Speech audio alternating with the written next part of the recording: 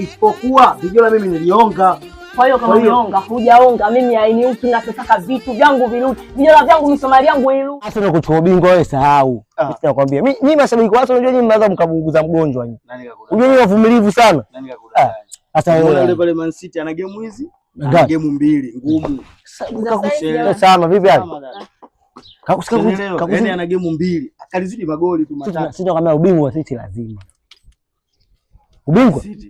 Ubingwa silifa, sasa ilipo ubingwa vipi? Tunapokezana tu. Tunapokezana vipi msimu? Ni mashabiki wa Arsenal na mashabiki wake. Sababu pale kwanza nyinyi ngoma, kwanza nyinyi mjue nyinyi kuna Crystal Palace. Mnafungwa na Crystal Palace. Makubwa. Jamani wapangaji wenzangu, mimi sasa imekuwa too much. Nimechoka kiufupi jamani, nimechoka humu ndani. Sinajua mimi. Kwa nini? Humu ndani mimi sijawahi kumsikia hata mpangaji mmoja analalamika kuhusu kuibiwa zaidi yangu mimi. Kwa nini watu wananifanyia makusudi kama haya? Nimechoka jamani, nimechoka. Nikiacha jiko langu nje nabeba. Nikiacha vijola vyangu nikianika watu wanavianua.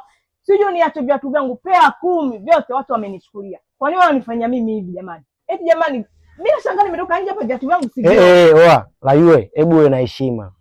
Uwe na heshima. Kwa hiyo sisi hapa ni wezi. Mimi mwizi na wewe ni mwizi, sio? Tunakuibia wewe. Kwa nini kila siku tunakuibia wewe na nini kwani? Una kitu gani hasa hivyo viatu wakati umepita umeingia navyo ndani hapa? Mimi nimeingia na viatu ndani? Wakati viatu nimeviacha nje na natoka hapa nje ili niende zangu nichukue na zangu niende sokoni, sivioni viatu. Sasa nasemaje? Natoa taarifa kwa wapangaji wote. Wote humu ndani.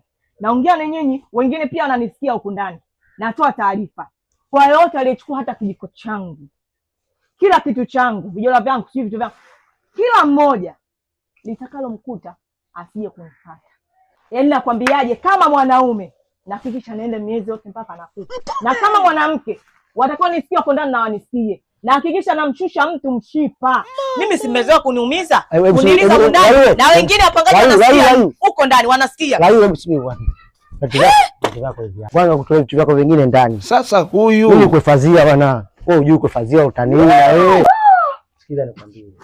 Hivi jiko lako siku hiyo pale mvua kwa nyesha. Nikasema hii mvua inanyesha, inakuwaje jiko la yuka acha nje nikakuhifadhia ndani. Umeona? Sasa leo nikasema hivi tu nitani nifanye tu ule mchezo wa kidaliponga nificha kule kwa pembeni. Umeona? Wewe mimi nakutania. Una matani na mimi na afya iko na matani na wewe. Hata siku moja. Ina maana vitu vyangu unachukua unanichukulia vitu vyangu unaenda kwa. Nimechukua vijiko tuna vijola. Na vijola wenyewe mvua ilikuwa inanyesha nimekuhifadhia ndani. Vijiko siku ile wakati tunaosha vyombo umeviacha chini vitano kabisa. Vijola kama umenihifadhia ndani, mbona sijagawa vijola vyangu mpaka leo? Mbona sijagawa vijola vyangu? Viatu vyangu 10 vyote pia 10 vyote vimeibiwa. Sasa nasemaje? Vitu vyangu nivipate leo. Sijavipata leo. Kesho asubuhi kwa babu yangu. Sikiliza kwa kiku kutolea mshiba mchezo. Hayo sikiliza. Mimi vitu vyako tunakurudishia. Isipokuwa vijola mimi nilionga.